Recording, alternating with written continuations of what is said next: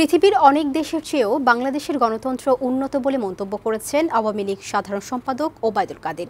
শুক্রবার সকালে রাজধানীর ধানমন্ডিতে দলীয় সভাপতির রাজনৈতিক কার্যালয়ে সংবাদ সম্মেলনে তিনি এই মন্তব্য করেন।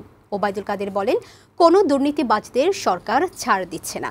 প্রধানমন্ত্রী সব খবর রাখেন উল্লেখ করে তিনি বলেন, তার অফিসের কিছু লোকের বিরুদ্ধেও ব্যবস্থা নেওয়া হয়েছে।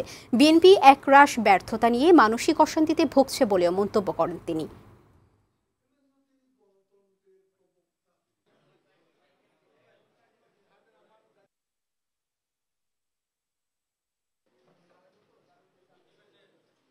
একরাশ ব্যর্থতা স্তূপীকৃত আবর্জনার উপর দাঁড়িয়ে তারা আজকে মানসিক অশান্তিতে ভুগছে।